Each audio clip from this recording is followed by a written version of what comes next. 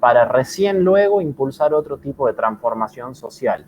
Entonces, sí, había que realizar unas revoluciones que apoyaran a gobiernos populares, a gobiernos democráticos, que atacaban a su atraso, consideraban las principales trabas al desarrollo. ¿Cuáles eran esas trabas? Principalmente la propiedad terrateniente, la clase terrateniente, ¿sí? Que como se leía en ese momento, constituían, digamos, una obstrucción para el desarrollo de las fuerzas de mercado capitalistas y por lo tanto había que superar esas trabas y esas barreras para recién alcanzar un desarrollo de América Latina autónomo. Nunca iban a poder alcanzar el desarrollo. Quienes postulaban la tesis contraria, que decían que América Latina había sido capitalista desde sus inicios, ya que el intercambio mercantil postulaba de que los países de América Latina nunca iban a poder alcanzar con los países europeos se incorporaba a la fuerza América Latina al capitalismo. Decían, no, bueno, no hay necesidad de hacer esa etapa intermedia. América Latina, ya por sus características, es un país de capitalismo dependiente, y al ser un país de capitalismo dependiente, este es el capitalismo al que se puede aspirar. No es que América Latina necesita desarrollar un capitalismo más completo para recién estar lista para el socialismo, no. Había que pasar directamente a una etapa de revolución socialista que supuestamente llevaría a un mayor impulso y desarrollo de las fuerzas productivas. Como ven, la discusión no era solo teórica, sino que era una discusión de táctica política, de estrategia política en ese momento, y atravesaba a todos los gobiernos latinoamericanos, ¿sí? Al punto de que la CEPAL y sus asesores van a estar presentes tanto con Fidel Castro en la Revolución Cubana, como en Chile en el 73 con Allende, ¿sí? En Argentina en los años 50 con el gobierno de Arturo Frondizi, ¿sí? O sea, va a ser una cuestión de política directa, ¿sí? De política económica concreta que se buscaba impulsar en base a esta discusión. Eso a grandes rasgos, repasando lo que vimos la clase pasada. En ese contexto, ¿sí? Los textos que hemos seleccionado, ¿sí? Que tienen ustedes para leer en esta materia, nos plantean una serie de etapas, ¿sí? Dentro del desarrollo económico de América Latina. Esas etapas, ¿sí? Se plantean discutir a la luz de nuevas evidencias, ¿sí? Y de nuevas tendencias en los estudios de la historia económica, plantear, mejor dicho, de otra manera, la cuestión de ese atraso relativo de América Latina. El problema no residiría ya en discutir si era feudal o si era capitalista, y si era feudal era más atrasada y si era capitalista era menos atrasada. La discusión empezó a correr por otros carriles, sobre todo en los últimos 15, 20 años, 15 diría, ¿sí? Donde algunas reformulaciones, ¿sí? Provenientes de economistas y de historiadores parados en otras lógicas de explicación del desarrollo, institucionalistas, neoinstitucionalistas, neoclásicos, ¿sí? Plantearon otras visiones sobre la historia económica de América Latina. Ustedes con la profe, ¿sí? Han visto ya dos partes de eso en base al texto de Luis Bértola y de Ocampo, ¿sí? En donde han identificado dos primeras etapas de ese desarrollo económico latinoamericano, que es la llamada primera globalización y la etapa de industrialización dirigida por el Estado. Lo primero es interesante en un doble sentido. ¿Por qué? Porque se plantea así un término que nos parece como muy reciente, ¿sí? El término globalización, que generalmente ha sido utilizado para hacer referencia al llamado mundo único después de la caída del muro de Berlín en 1989, ¿sí? Donde la hegemonía de Estados Unidos, luego de la derrota de la Unión Soviética, se convierte en dominante, ¿sí? Y da lugar a este mundo globalizado, donde todo parece estar más interconectado, los mercados más unificados. Pero esta propuesta nos dice, no, bueno, la unificación del mundo a través de los flujos mercantiles, a través de la división internacional del trabajo, que dentro en el ámbito de lo teórico, ya sabemos qué significa esa división internacional del trabajo, ¿sí? Ya estaba presente en las últimas 3 décadas del siglo XIX, es decir, de 1870 en adelante, y América Latina, cuando se incorpora al mercado mundial, lo hace en este marco de esta primera globalización, en donde estas repúblicas latinoamericanas que se han consolidado para fines de la década de 1850, 1860, algunas un poco antes, ¿sí? Se especializan en determinados productos, en determinada materia prima, ¿sí? Y esa es su base de inserción al mercado mundial. Esa etapa de primera globalización dura hasta 1914, según algunos, hasta 1930, según otros, o sea, con 2 hechos muy concretos: la Primera Guerra Mundial para algunos, la crisis de Wall Street para otros, ¿sí? Y eso marcaría una primera etapa, ¿sí?, de un modelo económico que es el modelo de desarrollo hacia afuera. ¿Sí? ¿Qué quiere decir ese modelo de desarrollo económico hacia afuera? Bueno, esto, ¿sí?, la especialización productiva, ¿sí?, en torno a las demandas de un mercado mundial creciente, en donde los países de América Latina, bueno, se fueron incorporando de manera desigual a ese mercado mundial, y esto dio lugar a desarrollos económicos particulares. Una segunda etapa, ¿sí?, la industrialización dirigida por el Estado, ¿sí?, cuando para algunos el inicio de la Primera Guerra Mundial corta los flujos mercantiles con Europa principalmente y obliga a los países de América Latina a empezar a sustituir importaciones, ¿sí?, lo que conocemos como proceso de sustitución de importaciones, y da lugar a la conformación de manufacturas, de protoindustrias, ¿sí?, que obligan, digamos, a la producción de bienes de consumo principalmente. No se producen bienes de capital, sino que se producen bienes de consumo. Esa situación, ¿sí?, se profundiza en los años luego de la crisis del 30, en donde los estados aplican barreras proteccionistas, ¿sí?, para protegerse de la crisis económica mundial, ¿sí?, de los flujos de capital y de las fluctuaciones muy permanentes que empieza a mostrar el mercado, ¿sí? Las oscilaciones de la crisis duran por lo menos hasta 1934. Entonces se adoptan estas medidas proteccionistas en donde el Estado empieza a hacerse cargo del desarrollo industrial. ¿Por qué se hace cargo el Estado? Porque una diferencia central con los países europeos es que los países de América Latina no contaron, ¿sí?, con una burguesía, si le queremos llamar, con una clase dirigente, con una élite empresarial, como tengan ganas de decirle, ¿sí?, que impulsara un desarrollo económico particular. Entonces el propio Estado, quien se hace cargo, digamos, de ese desarrollo económico, e impulsa un proceso de instalación de industrias de bienes de consumo, básicamente, ¿sí? Una etapa de industrialización liviana. En Argentina sería el caso del peronismo. Esos procesos, ¿sí?, de industrialización dirigida por el Estado van a ser importantes porque van a marcar una modificación en la estructura económica latinoamericana, ¿sí? Y al mismo tiempo, nuevas políticas micro y macroeconómicas que se van a empezar a llevar a cabo y que van a durar hasta la crisis de la deuda en la década de 1970. Hasta aquí, algo que no se entienda. Profe, yo tengo una duda con el tema del texto, Sí. porque ahí nos dice la página 358 y el Uh-huh. texto no está numerado, no están numeradas las páginas, entonces uno se guía por cuando lo marca como 358 y Sí. no es una, Es el como, capítulo 10. porque no empieza en un capítulo exacto, digamos. ¿Pero los capítulos los tiene marcados, sí o no?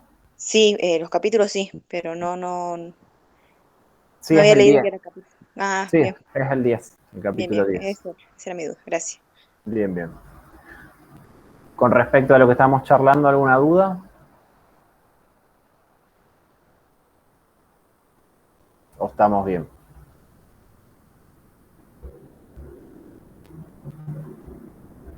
Bueno. ¿En qué me veo? Ah, esto es interesante, ¿sí? Porque es algo también que está como muy en discusión hoy en día a raíz de la crisis económica actual del COVID, ¿sí? Sobre todo en América Latina. La pregunta general sí es como, ¿cuándo se complicó el desarrollo económico de América Latina? ¿Sí? O sea, sería, podemos situar en determinada etapa, en determinada coyuntura, decir, bueno, a partir de acá ese desarrollo económico que venía de una manera sostenida se complicó y a partir de esta fecha empezó la debacle y la crisis económica de la cual nunca podemos salir, ¿sí? Y está esta discusión de que la culpa es de si necesitamos más Estado, necesitamos menos Estado. La crisis se deriva de que el Estado se ha hecho cargo de demasiadas cosas, de que el Estado es ineficiente, de que el Estado no tiene la capacidad de llevar adelante un desarrollo económico, hay que dejar las cosas a la libre fuerza del mercado y eso asegura un crecimiento, un desarrollo. Bueno, esa discusión que ahora está como muy en boga, ¿sí? No es una discusión de hoy, es una discusión de hace décadas, ¿sí? Y que en América Latina tuvo ya sus experiencias, ¿sí? Muy concretas en lo que conocemos como la industrialización dirigida por el Estado, el fracaso de esa industrialización dirigida y la llamada crisis de la deuda a partir de 1970. ¿Sí? Es como que si tendríamos que marcar, así muy esquemáticamente, porque cada país tiene su particularidad, pero haciendo como una mirada de conjunto de América Latina, podríamos decir que recorremos tres grandes etapas. Una primera etapa, ¿sí? De esta primera globalización de que les hablo, ¿sí? Que duraría entre más o menos 1870, 1913, 1930, ¿sí? 1870, 1914 o 1930, perdón, le erré un año, ¿sí? Esa sería como una primera etapa. Una segunda etapa que duraría entre 1930 y 1970, ¿sí? La industrialización dirigida por el Estado. Y una tercera etapa, que sería la etapa de la crisis de la deuda en 1970 y que abre las puertas a una nueva etapa de apertura al mercado o lo que conocemos más comúnmente como la etapa del neoliberalismo, ¿sí? Que dependiendo del país dura entre 1970 y finales de la década del 90, el 2000, en el caso argentino, desde 1976 con la dictadura militar hasta la crisis del 2001-2002, ¿sí? Esa tercera etapa.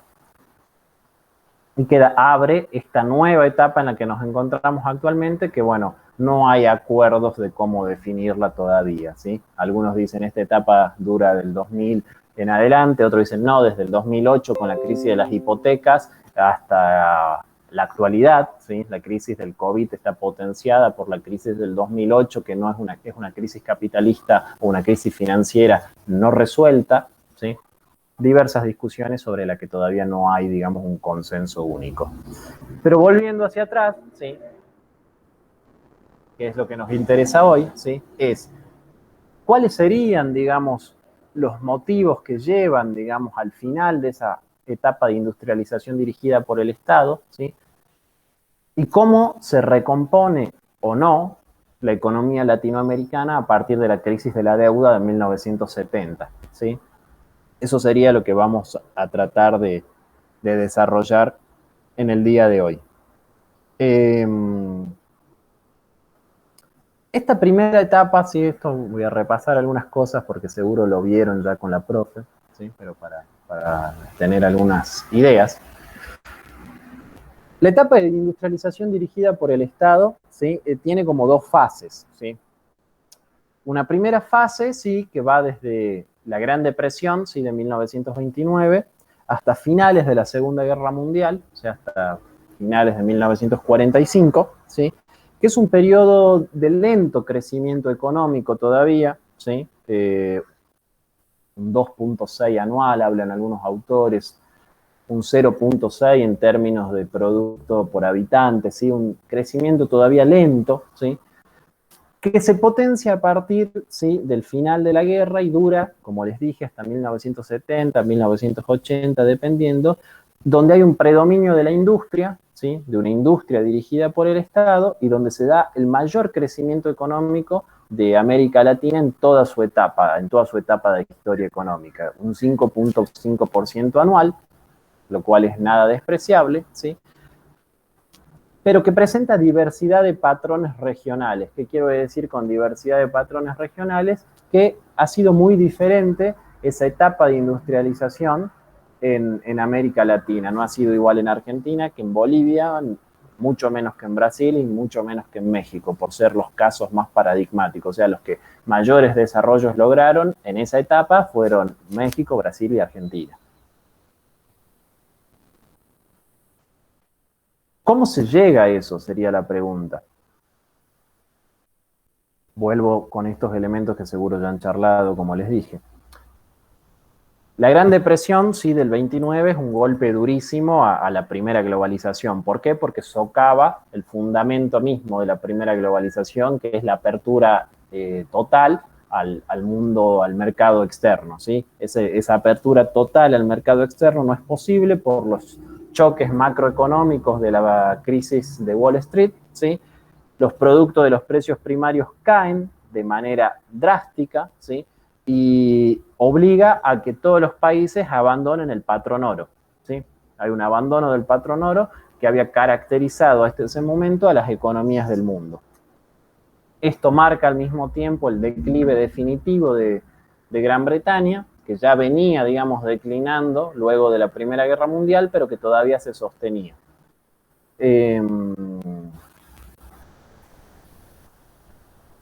Esto obliga, ¿sí?, a adoptar medidas de tipo regulatoria, ¿sí?, en América Latina, ¿sí?, que los estados apliquen ciertas regulaciones, juntas de control de precios, junta de control de grano, junta de control de carne, ¿sí?, una política cambiaria que no sea menos flotante, ¿sí?, un cambio bastante drástico en relación a las políticas económicas que se venían desarrollando hasta ese momento. Y lo más fuerte, que hay una suspensión general, ¿sí?, de la financiación internacional. Todos los países latinoamericanos que venían teniendo una gran dependencia de la subvención y de la financiación de crédito externo, de golpe se corta, no hay más financiación externa y hay que apostar a otro tipo de paliativos para salir de la crisis económica. ¿Esto qué permite? Hay una recuperación importante, ¿sí?, cuando inicia la Segunda Guerra Mundial. ¿Por qué? Porque el inicio de la Segunda Guerra Mundial, ¿sí?, obliga, digamos, a que los países busquen otro tipo de medidas porque el comercio internacional se corta, ¿sí?, y que se adopten otro tipo de paquetes económicos que garanticen, ¿sí?, una menor dependencia del comercio exterior.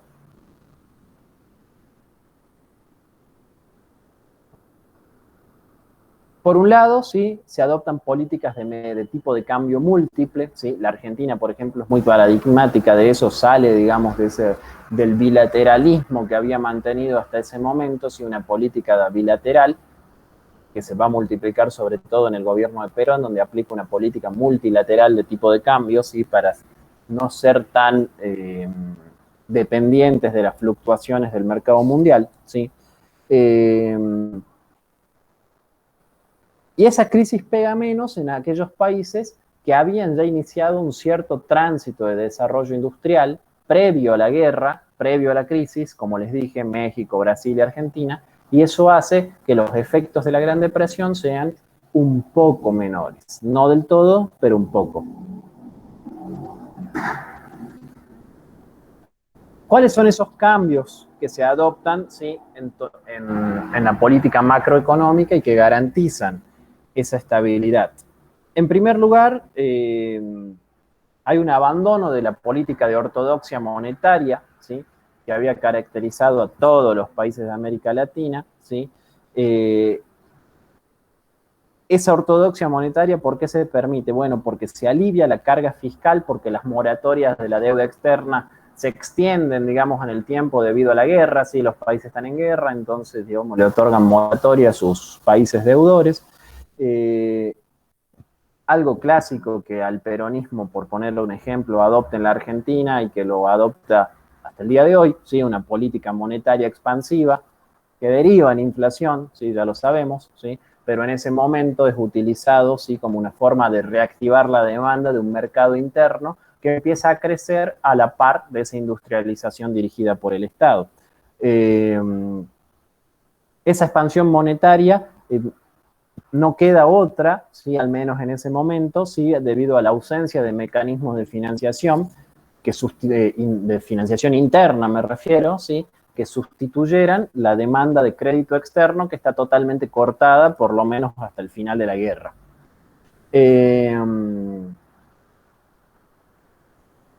Esa experiencia, como les dije, va a ser distinta, ¿sí? En los países. ¿Por qué? Porque aquellos países que logran una mayor estabilidad y un mayor crecimiento son los países que habían logrado cierta diversificación de la estructura productiva. ¿A qué me refiero?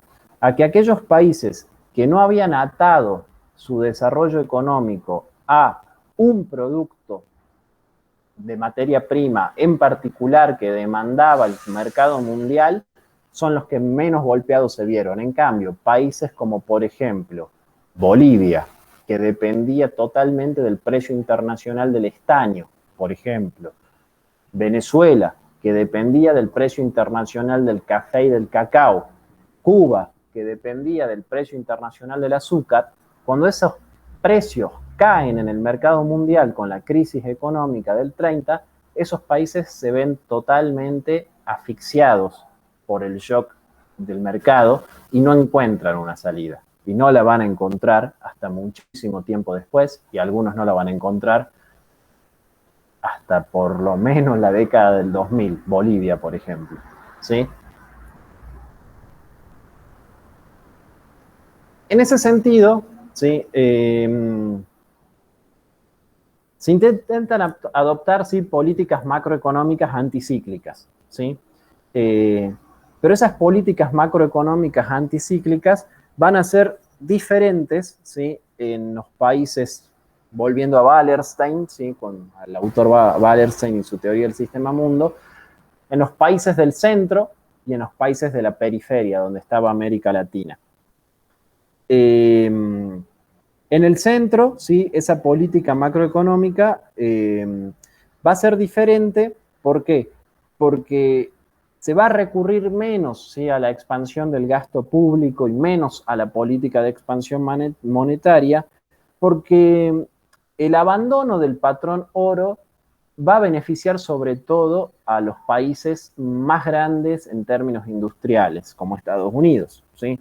¿Por qué? Porque Estados Unidos, ante el abandono del patrón oro, que hasta ese momento había sido bastante beneficioso para Gran Bretaña, va a empezar a posicionar el dólar, ¿sí? Como moneda, como tipo de cambio internacional, ¿sí?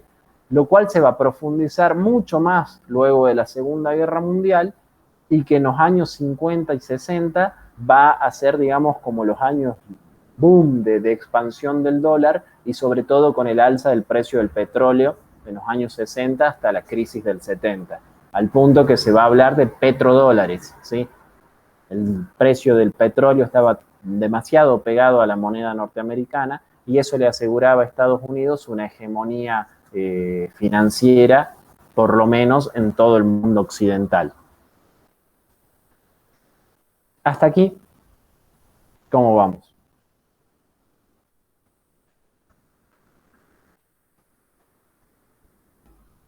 Bien, profe.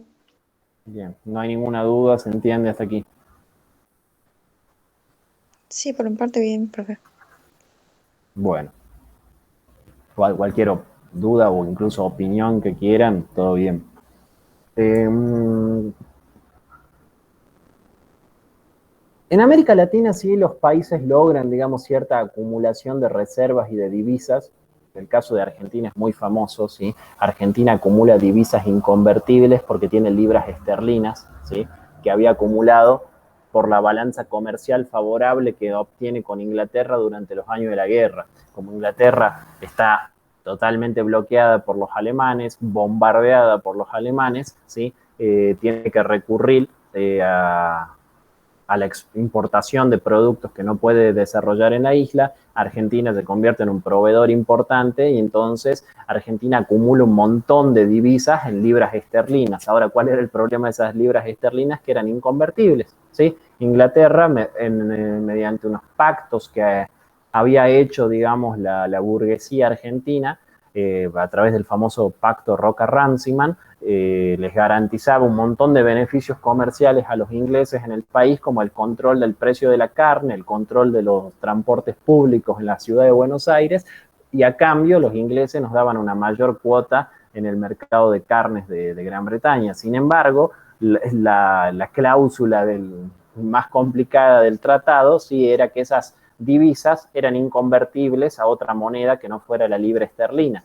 Entonces, cuando termina la guerra, Inglaterra bloquea, digamos, esas divisas y Argentina no puede disponer libremente de ellas.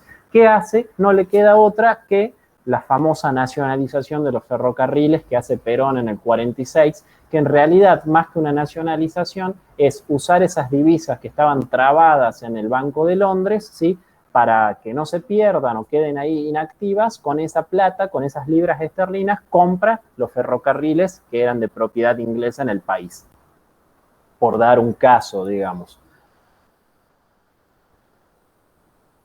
Esa política, ¿sí?, que empieza a tomar fuerza, ¿sí?, en los estados latinoamericanos después de la Segunda Guerra, ¿sí?, profundiza, ¿sí?, este proceso de industrialización por sustitución de importaciones.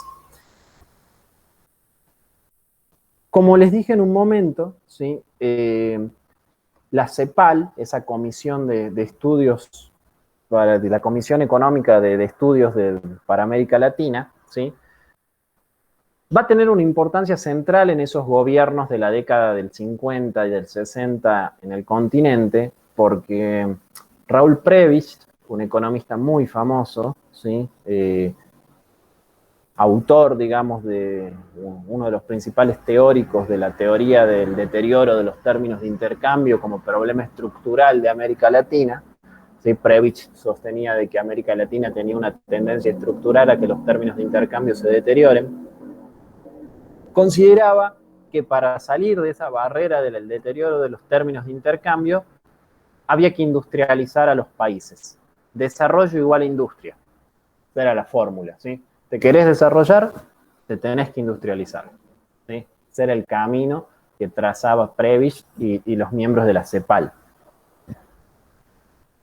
Lo que tenían en común, digamos, todas las políticas de la CEPAL y de los que se van a empezar a conocer como teóricos desarrollistas y que van a impulsar estas políticas de desarrollo económico en los países de América Latina, ¿sí?, es que consideraban que la industrialización era el principal mecanismo de transferencia del progreso técnico en la estructura productiva, ¿sí?,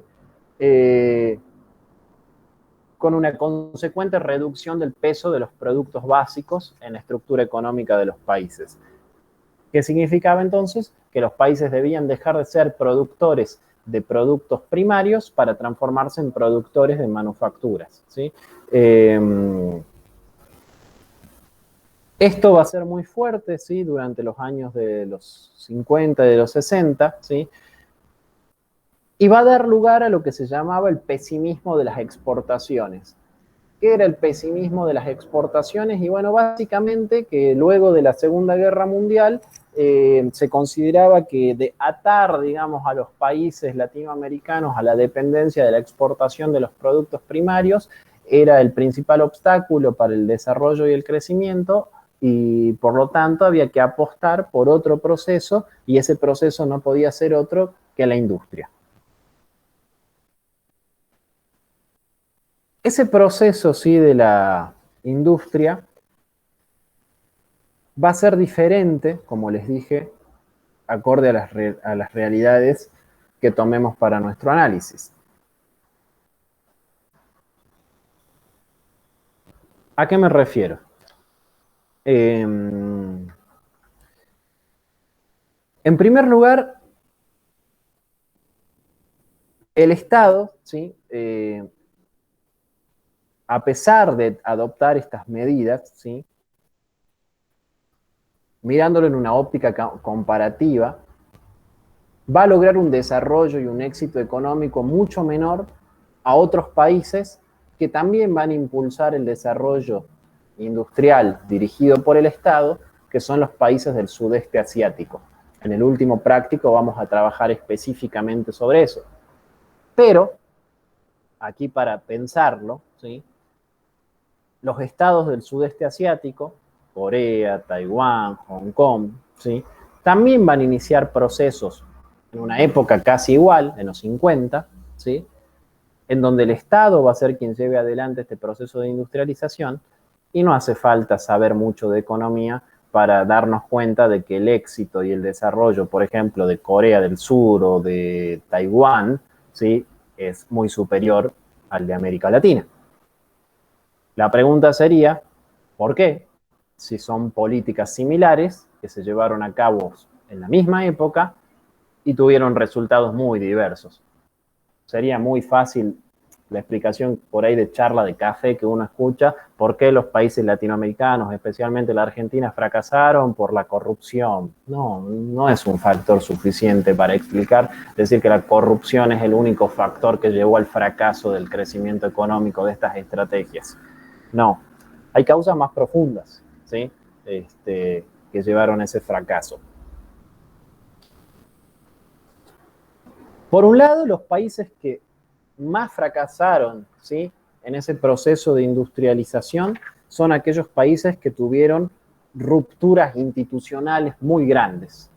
Me refiero a Bolivia, con la revolución boliviana de 1952, me refiero a Cuba, con la revolución cubana del 59, me refiero a Chile, con el golpe de Pinochet en el 73, y me refiero a Nicaragua, también con el golpe de Estado del 87. ¿Sí?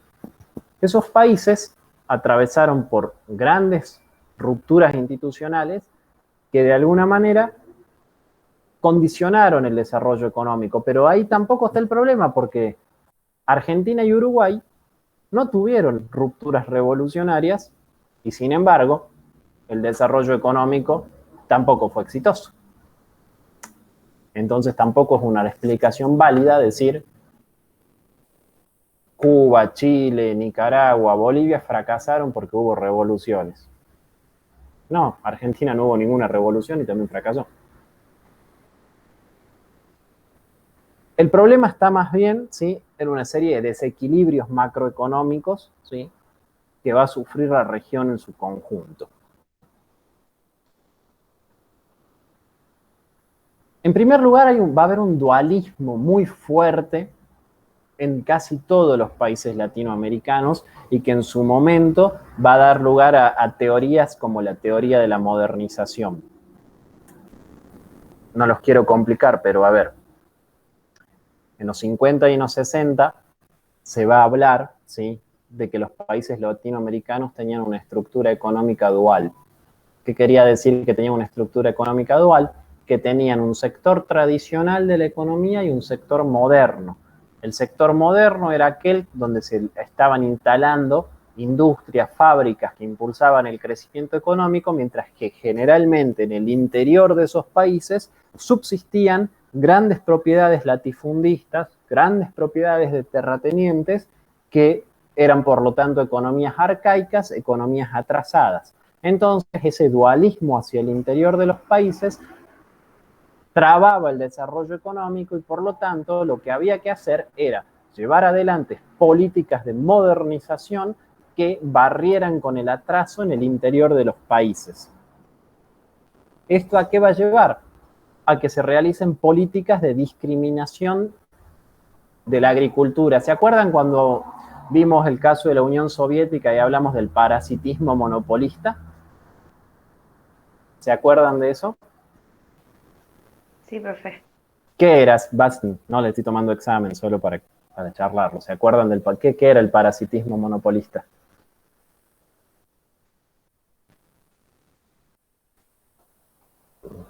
En palabras simples. Creo algo así como que se imponía, digamos, los monopolios ¿De quién? de los capitalistas. Ay, no recuerdo bien. No, medio difícil, porque si estamos hablando de la Unión Soviética, no creo que los capitalistas se hayan hecho cargo del monopolio.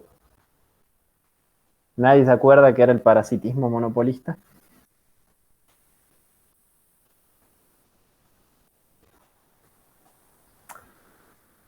Era que los ingresos, ¿sí?, de la agricultura tenían que transferirse a la industria, ¿sí? Un deterioro de los términos de intercambio en el sector agrícola que fluyeran a la industria. Más fácil de que la agricultura subvencionara con sus divisas a la industria. ¿Sí? Por eso se llamaba parasitismo monopolista. Monopolista porque la industria se convertía en el eje vertebrador del desarrollo y el crecimiento económico de esa sociedad. ¿Sí? Que el campo subvencione a la industria, básicamente. ¿Sí? Eso, ¿sí? Que se estaba ensayando en los 40, en los 50 en América Latina, empezó a hacer aguas, ¿sí? No quiero hablar solo de Argentina, pero por ahí porque es lo que más nos interesa. En el peronismo se notó a las claras.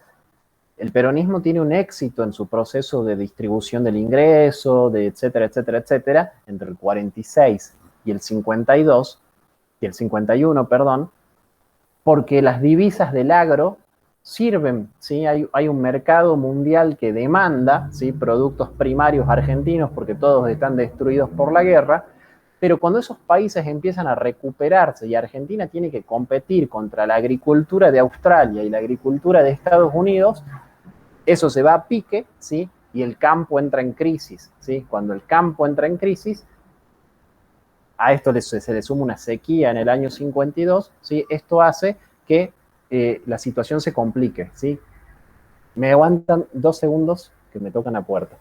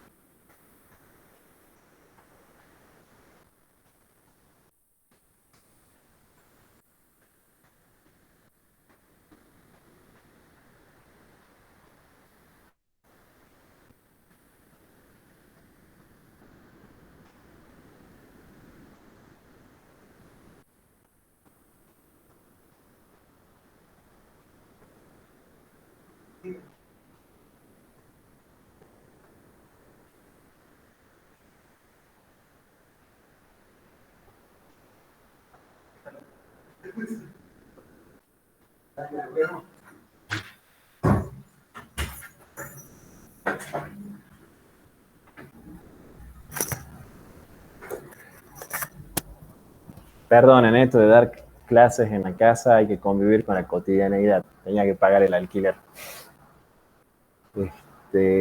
¿Cómo vamos hasta acá? Bien, profe. Bueno. Avanzo un poquito más entonces.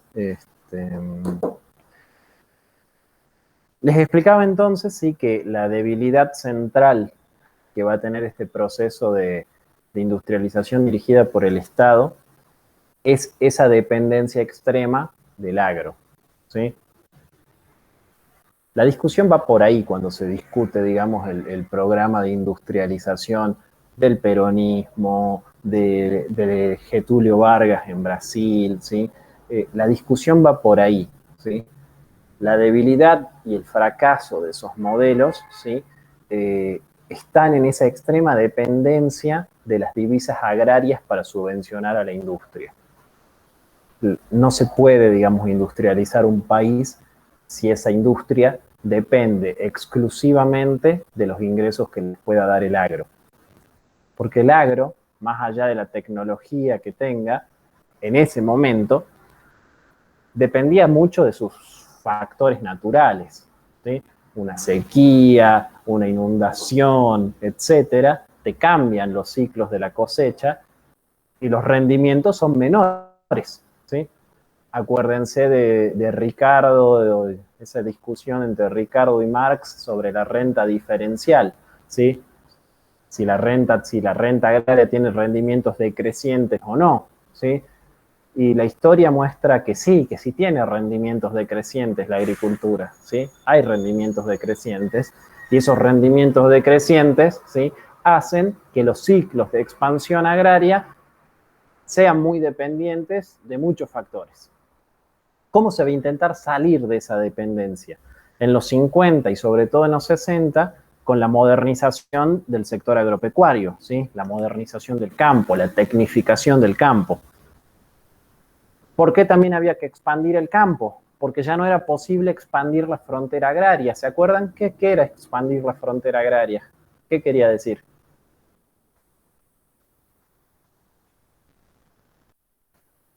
Si yo digo expandir la frontera agraria, ¿de qué estoy hablando?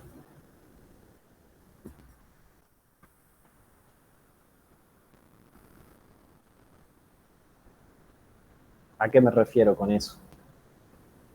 ¿Cómo se expande una frontera agraria?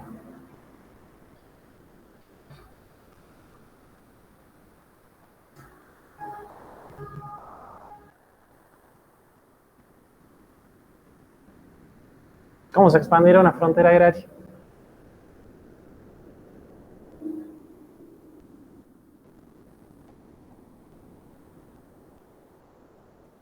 Incorporando nuevas tierras, ¿sí? Expandir la frontera agraria quiere decir expandir las tierras.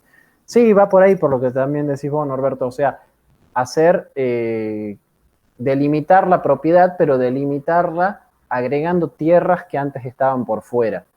Eso, ¿sí? Para los años 50 ya no es posible. En Argentina, por ejemplo, ya no es posible, porque toda la tierra que se encontraba desocupada entre comillas, estaba en manos de las comunidades, ¿sí? A las cuales se extermina y se les quita esa tierra, ¿sí? Ya no era posible porque ya lo habían hecho. Ya se habían repartido esas tierras con la campaña del desierto de Roca, ¿sí? Cuando se incorporan las tierras de la Patagonia y después cuando se incorporan las tierras del Chaco.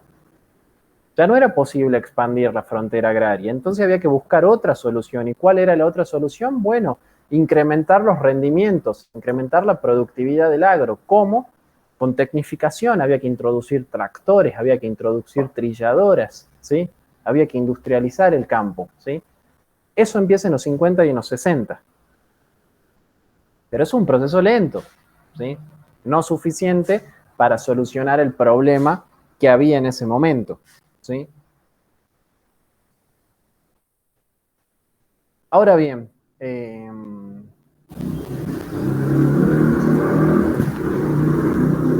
otro problema, ¿sí? que se discutía hasta hace unas épocas, hasta hace 10, 15 años también, se hablaba de que el Estado había sobrevaluado los tipos de cambio para mantener, ¿sí?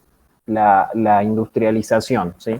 Había una sobrevaluación de los tipos de cambio para no competir de manera en desventaja con los productos importados.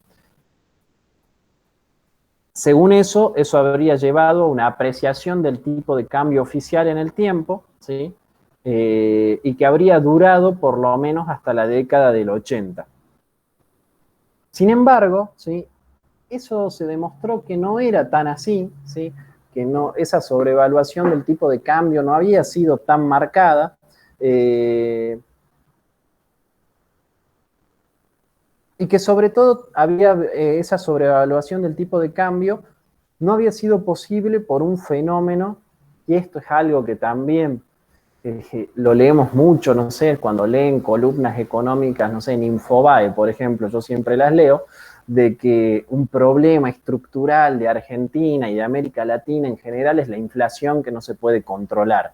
La inflación no es un problema en América Latina hasta la década del 60, ¿sí? Hasta 1960 América Latina no tiene problemas de inflación, ¿sí? No es un problema la inflación. Por lo tanto, no es un problema estructural. Decir que es un problema estructural equivale a decir que la inflación viene acompañando al desarrollo económico de América Latina desde siempre, y no es así, ¿sí? Antes de la década del 60, la inflación no existe como un problema. Son muy bajas las tasas de inflación en América Latina antes de la década del 60.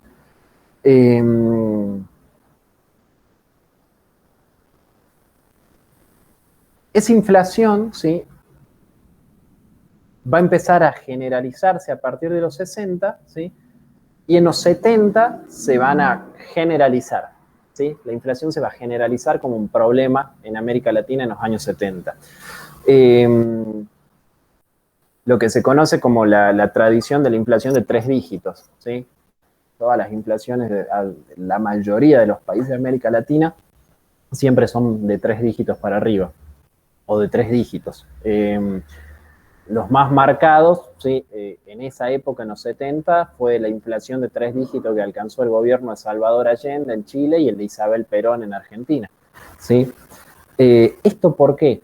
Por una tendencia grande al aumento del gasto público, ¿sí? Hay una tendencia estructural de aumento del gasto público en los estados latinoamericanos, ¿sí?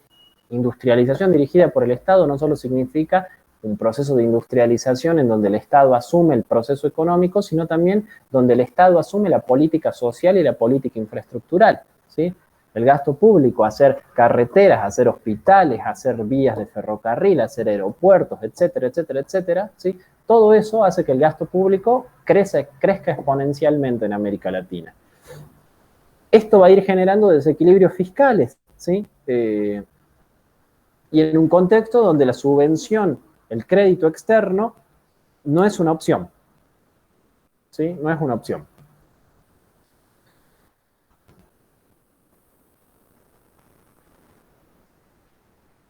El problema entonces más importante, ¿sí?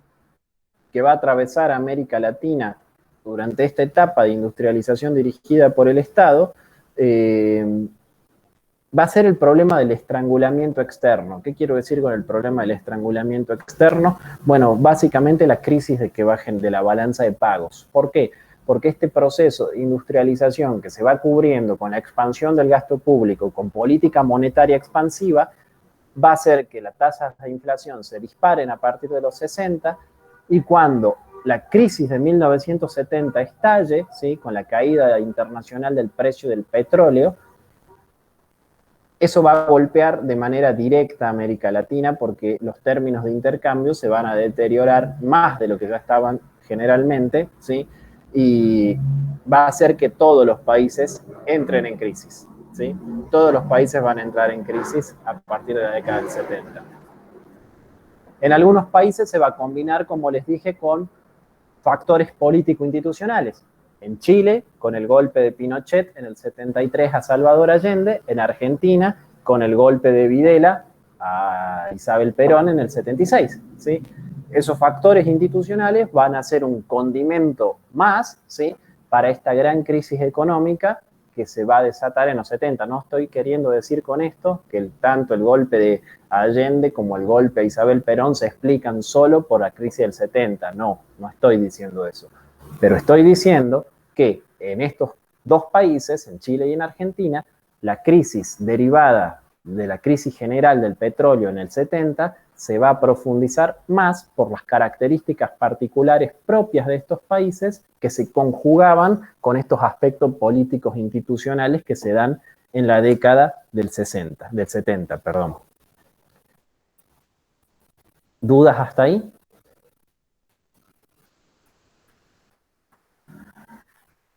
No, profe.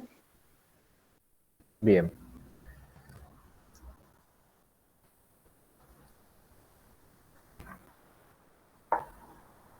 Hasta ahí hice un repaso nada más de lo que supuestamente ya han visto con la profe Bobby, ¿sí? No entré todavía en el tema en sí de la crisis.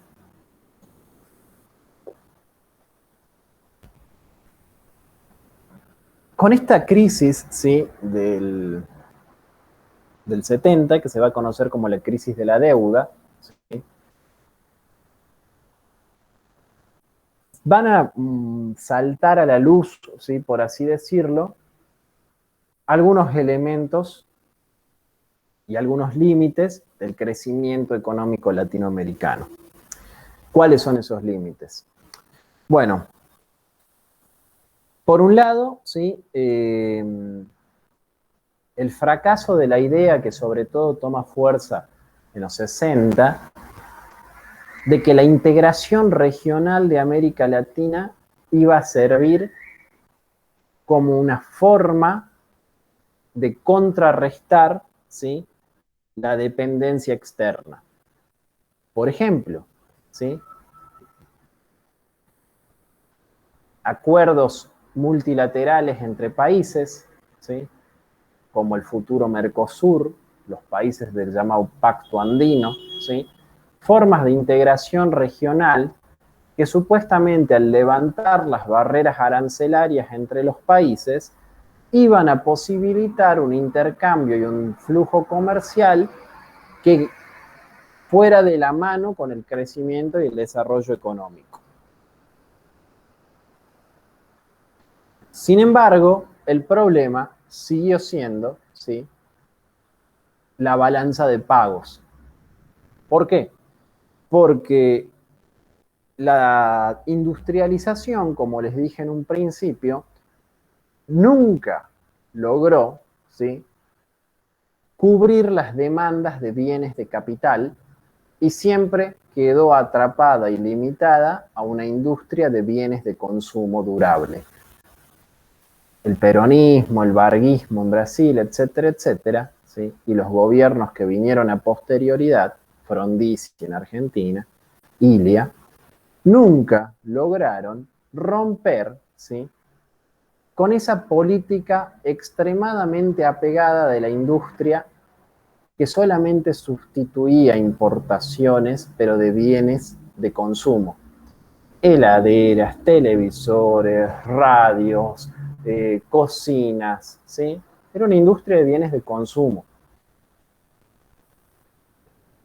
Eso hacía que los mismos insumos y los mismos elementos del capital constante, ¿sí? Acuérdense que el capital se conforma de capital variable de la fuerza de trabajo y capital constante de los medios de producción, ¿sí? Nunca se desarrollaba de manera local, ¿sí? Ese capital constante era extremadamente dependiente de lo que se lograba importar del extranjero. Cuando se desploma, ¿sí?, esta economía dolarizada que se había convertido en hegemónica en el mundo después de la Guerra Mundial, ¿sí?, lo que se llaman los acuerdos de Bretton Woods, ¿sí? Los acuerdos de Bretton Woods es un acuerdo que se firma al final de la Segunda Guerra Mundial en donde Estados Unidos se compromete a otorgar financiamiento a la mayoría de los países, ¿sí?, los países europeos son beneficiados con el Plan Marshall para reconstruir las economías europeas devastadas por la guerra. América Latina queda fuera del Plan Marshall, pero logra acceder a una serie de créditos y préstamos del Banco Mundial y del FMI que se crea en esa época, que supuestamente iban a venir a ayudar y a subvencionar la falta de capital local. Cuando se cae, ¿sí?, ese acuerdo de Bretton Woods, Estados Unidos no tiene la capacidad de mantener la paridad entre el precio del dólar y el oro, ¿sí?, como patrón universal de cambio de todas las monedas mundiales, ¿sí? Y esto hace que los países que habían establecido un tipo de cambio flotante, ¿sí? Acuérdense que el tipo de cambio flotante es esto, ¿sí?, mantener, digamos, que una paridad entre la moneda local y la moneda universal mundial de cambio, en este caso el dólar, hace que ese tipo de cambio flotante se desplome y golpee con todo a los países de América Latina.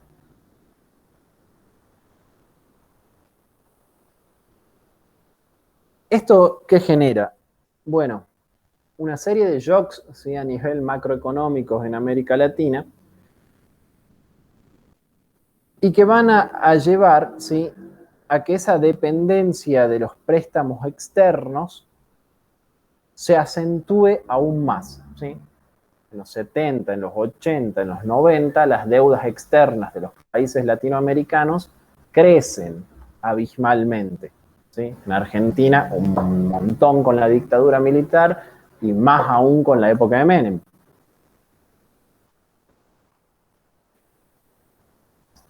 ¿Esto por qué? Bueno, en primer lugar porque el mercado interno empieza a mostrar que no era lo suficientemente grande como para asegurar una demanda constante de las industrias que existían en los países. Esas limitaciones del mercado interno, al mismo tiempo, se conjugaban con el estancamiento que empieza a mostrar esa industria por depender extremadamente, como ya les dije, de la importación de bienes de capital extranjero. Por otro lado, lo que ya dije, pero vuelvo a insistir en esto, la sobrevaluación del tipo de cambio que deriva en los años 60, ¿sí?, en inflaciones recurrentes, ¿sí?,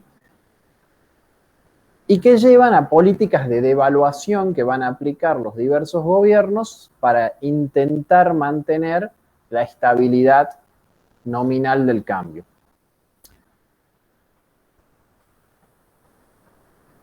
Hay algunos países, ¿sí?, particulares en esto,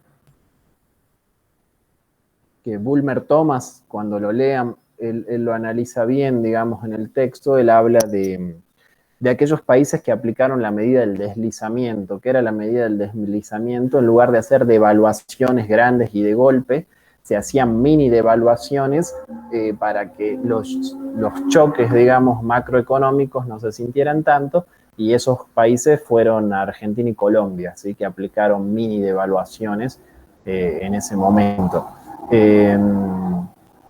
Sin embargo, generaba, digamos, expectativas inflacionarias y hicieron que esas mini devaluaciones no duraran mucho en el tiempo, ¿sí? Argentina los abandona en los años 70, esa política de mini devaluaciones. Ahora bien,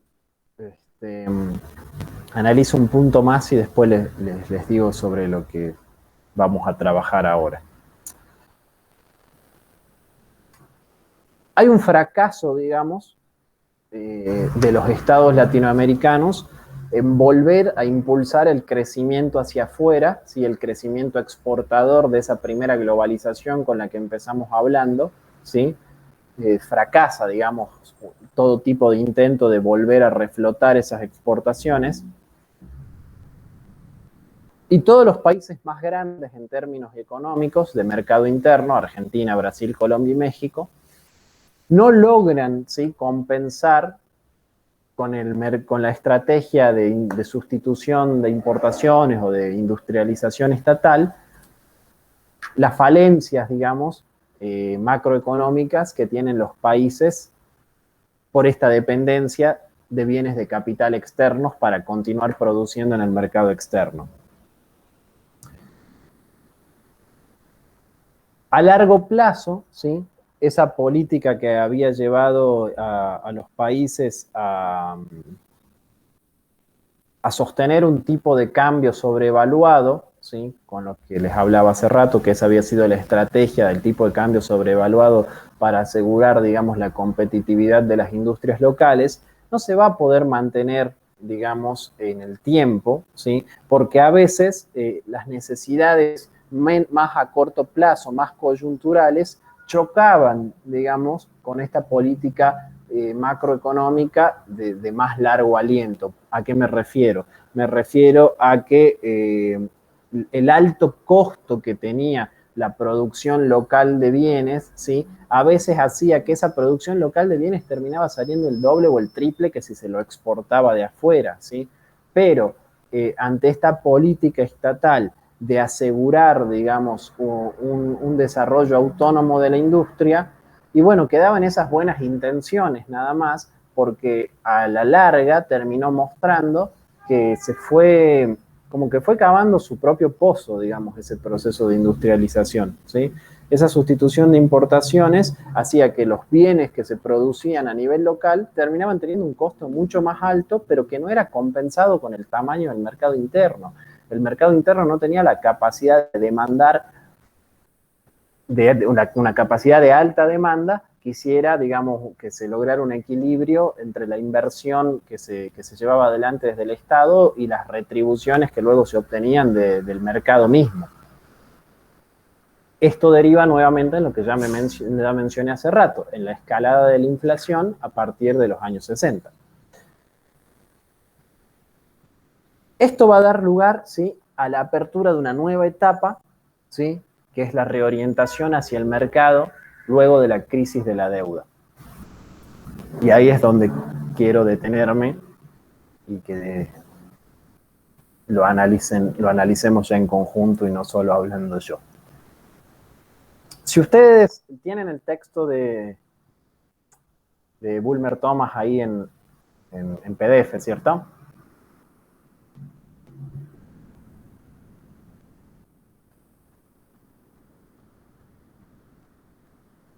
¿Sí o no? ¿Lo tienen ahora disponible?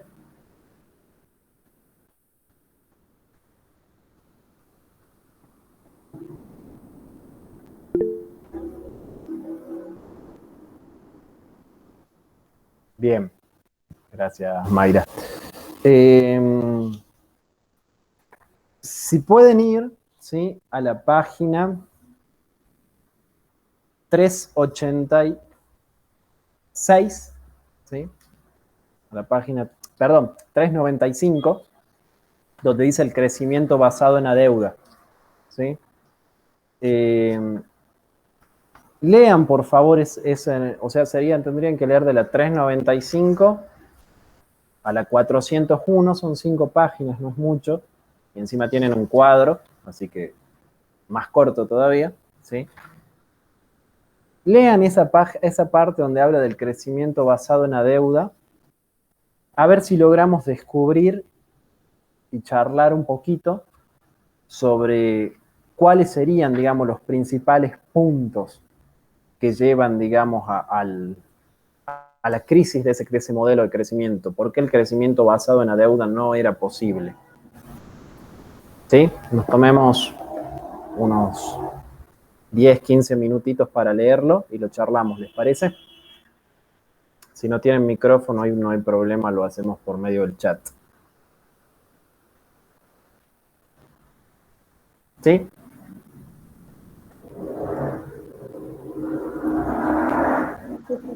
Bueno.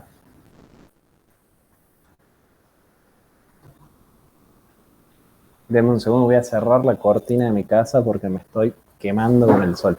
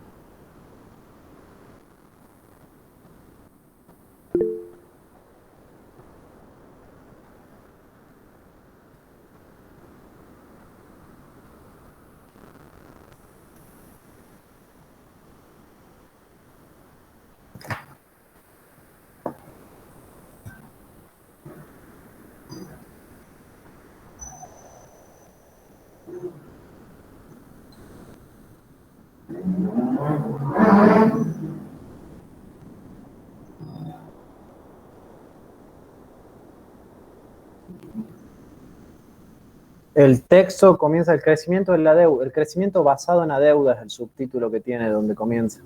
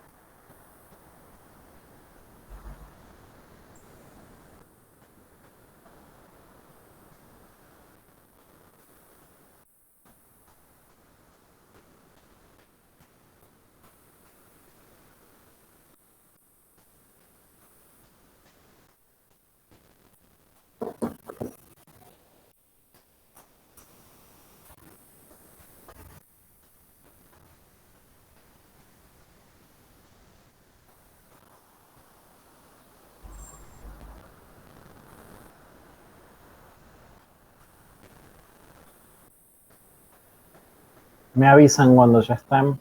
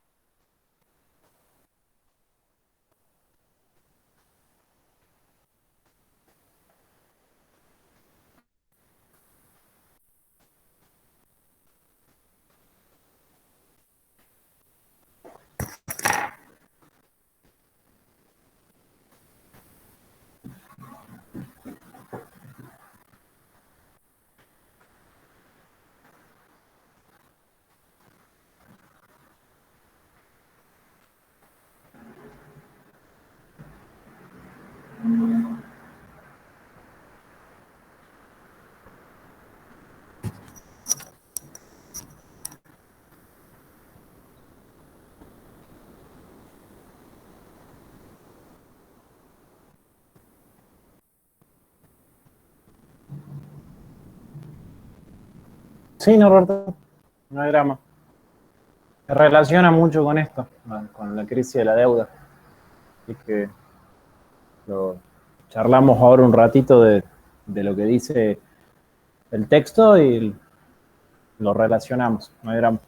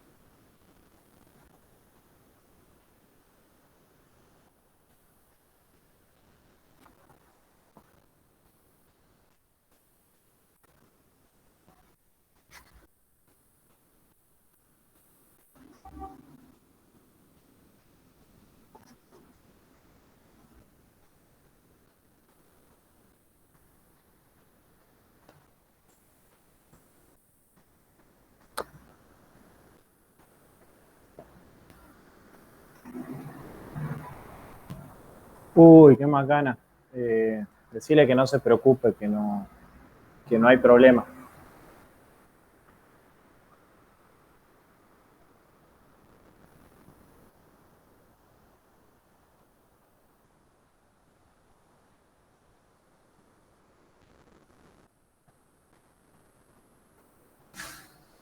¿Les parece que arranquemos?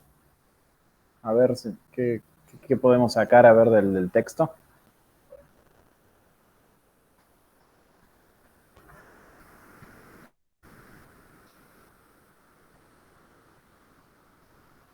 A ver, las escucho, te escucho, Norberto. No sé. Si no tienen micrófono, no hay drama, nos leemos en el chat.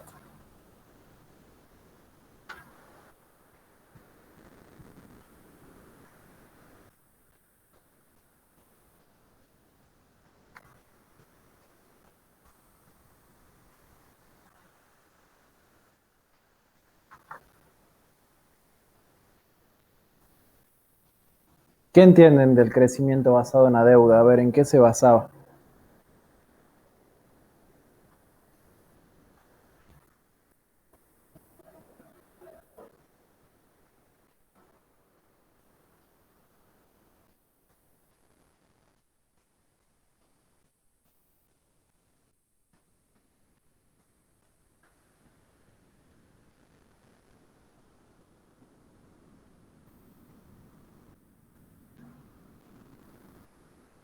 ¿Qué pudieron captarle?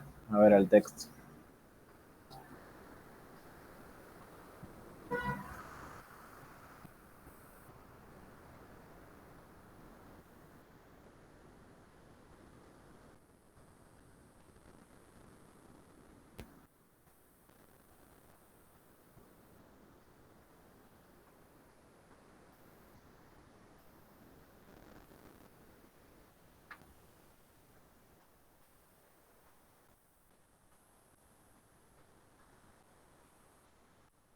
No me hagan sentir que estoy solo en el Meet. A ver qué le encontraron al texto.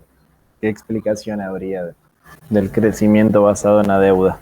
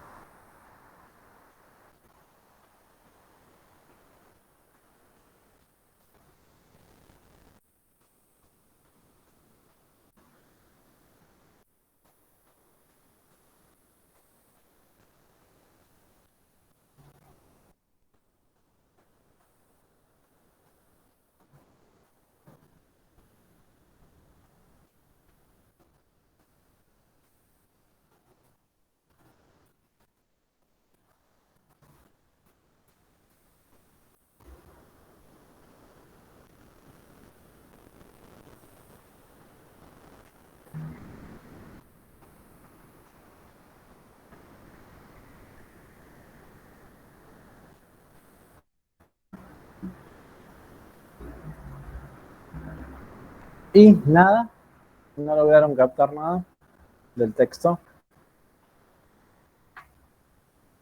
A ver.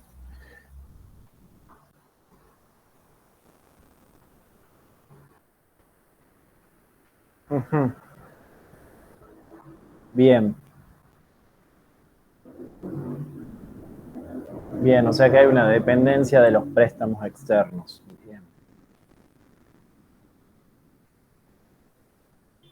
bien.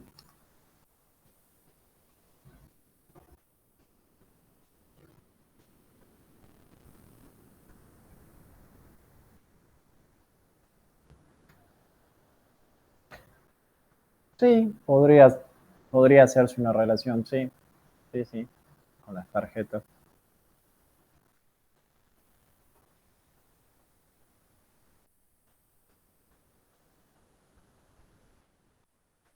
Exacto. Ahora el tema también está en cómo, quién es el garante, ¿viste? Uno siempre tiene un garante, digamos, en estos préstamos. ¿Y qué se pone como, a quién ponen los países latinoamericanos como garante? ¿Quién es el garante del préstamo? Ujú. Bien, ¿y eso en qué deriva, digamos?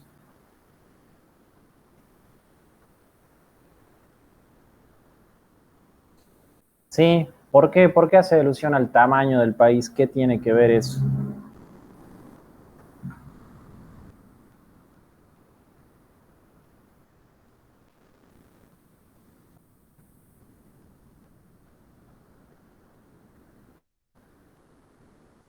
también.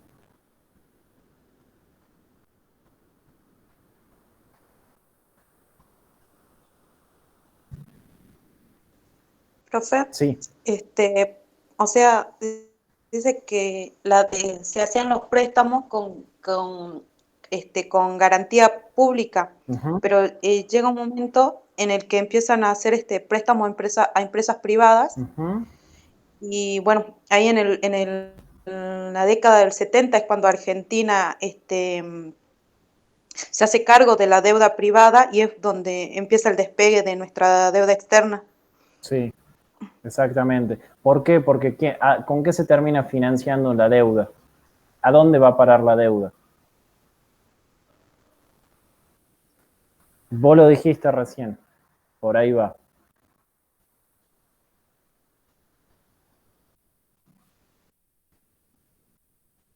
¿Es una deuda privada o es una deuda pública?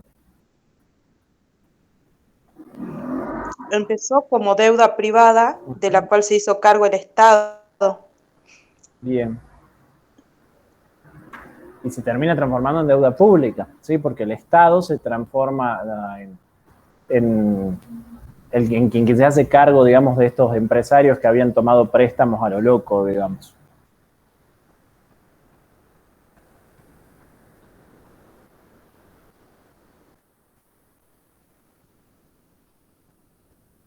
Sí, el tema es en qué se termina usando la deuda, Norberto, digamos, ese es el tema, digamos, que el Estado termina haciéndose cargo de deudas de terceros, ¿sí? Que han generado una deuda, ¿sí? No por servicios retribuidos al Estado o a la sociedad, sino deudas de intereses privados, ¿sí? Por ejemplo, para hablar del caso argentino, el grupo Asindar, Arcor, ¿sí? Son empresas que toman préstamos a lo loco, ¿sí? En los 60 y en los 70, y que después, cuando están en apuros, recurren al Estado para que el Estado se termine haciendo cargo de la deuda, ¿sí? Y se termina transformando en una deuda pública. Ahí está el problema, digamos. Ese es el foco, digamos, de la tensión. Y que vaya de vara después a que en los 90 se diga, bueno, estas empresas generaron déficit, ¿sí? Porque generaron deuda que terminó siendo contraída por el Estado, entonces hay que vender para solucionar, porque el sector público es deficiente, el sector privado es más eficiente, entonces vendamos. El problema es que se empezaron a vender sectores estratégicos de la economía, como todos sabemos lo que hizo Menem, por ejemplo. Ahí es cuando se privatizan las empresas, ¿que no? Tal cual, porque son empresas totalmente endeudadas, el sector público ya no se puede hacer cargo de más deuda de las que ya tiene, entonces se las empieza a privatizar, porque supuestamente esa era la solución. Si el Estado está asfixiado de deudas, bueno, pasemos al sector privado para que se haga cargo de esa deuda que el Estado no puede asumir. Claro, y no se reinvierte esto que dice Norberto, ¿sí? O sea, esos préstamos no van a parar a un uso productivo, no hay una reinversión, un equipamiento de esas empresas, no es que se tecnifican. Va a parar a la especulación en general, digamos, esos préstamos.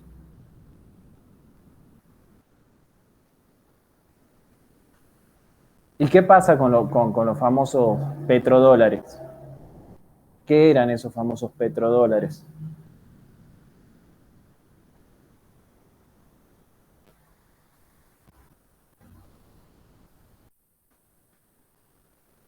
¿Qué pasó, digamos, con la crisis del petróleo? ¿Cómo influye eso?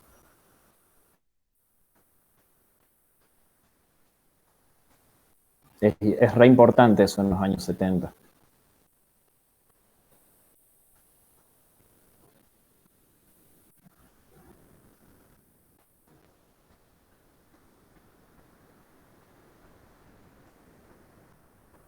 Y que también eso explica, por eso les digo que no es algo que si bien ya han pasado 70, 50 años, explica todo el conflicto de la década del 2000, ¿sí? En Irak, en Afganistán, explica todo eso.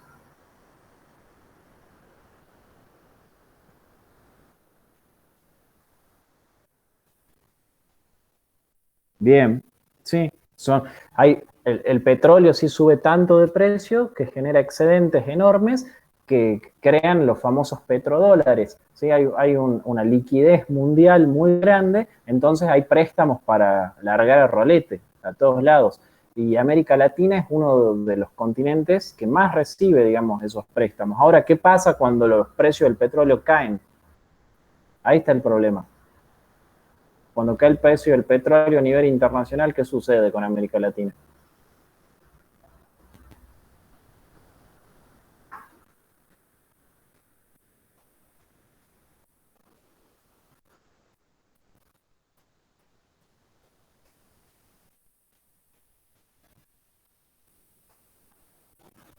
¿Qué se les ocurre? Que incluso sin leer el texto lo pueden deducir. ¿Qué pasa con América Latina cuando esos precios, digamos, caen del petróleo? Obviamente los petrodólares también se devalúan.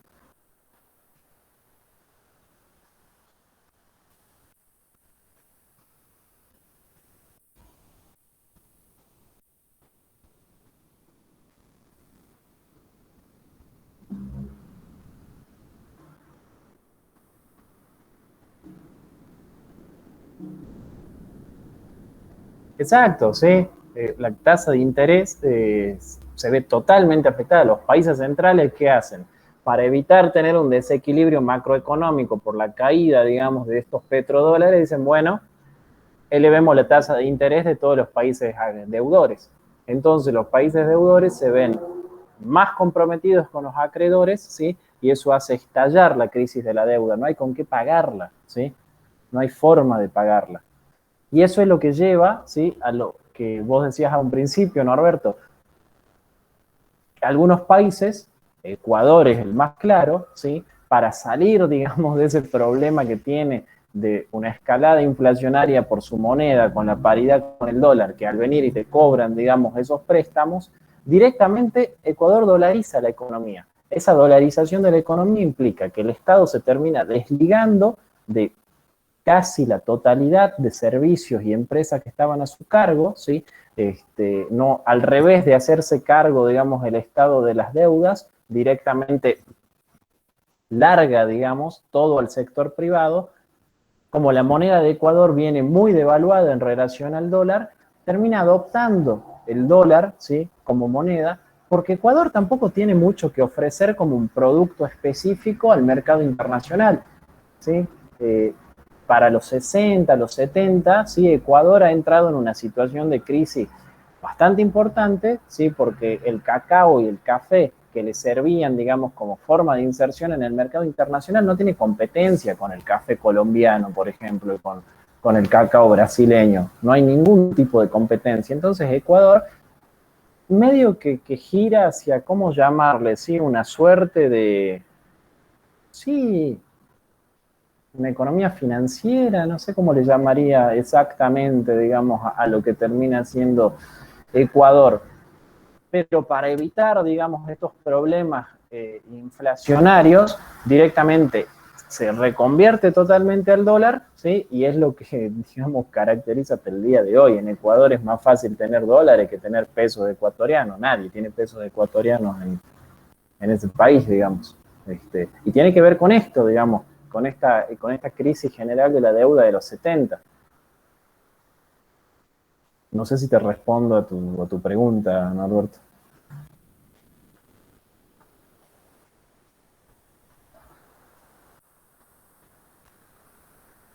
Bien, bueno, eh, de este texto sí me interesa que tiene un práctico, eh, que es un práctico de interpretación. ¿Por qué? Porque hay muchos factores, digamos, que explica Bulmer Thomas en el texto que me parecen importantes y quiero ver a ver cómo se logra interpretar esto.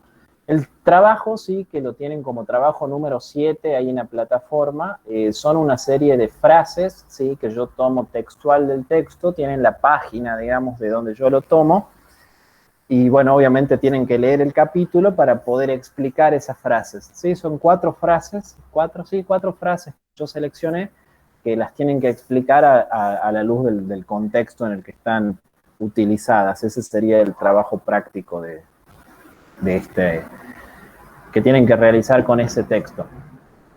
Eso por un lado. Y por el otro, ¿sí? Hay en el cronograma, esto anótenlo porque está mal, ¿sí? Para la clase que viene, para el práctico número 8, tenemos un texto de Bertola y Williamson, pero ahí en el cronograma dice páginas 15 a la 36, y es en realidad un poquito más, es de la 15, ya les digo hasta dónde, a la 68, ¿sí? No es de la 15 a la 36, sino que es de la 15 a la 68. No se asusten, parece largo, pero en realidad hay varios gráficos y cuadros en algunas páginas y la bibliografía y todo eso, así que no es tan largo. Pero es de la 15 a la 68 el texto de Bertola y Williamson sobre el que vamos a trabajar la clase que viene. ¿Algo más? ¿Alguna duda que haya quedado? Y si no, hasta aquí estamos hoy.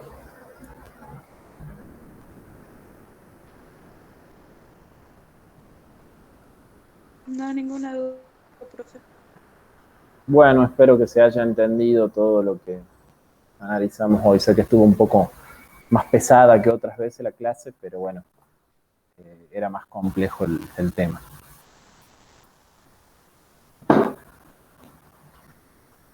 Bueno, si no hay más nada, hasta aquí llegamos y nos reencontramos el próximo jueves. Hasta luego, profe. Chao, hasta luego. Que anden bien, buen fin de.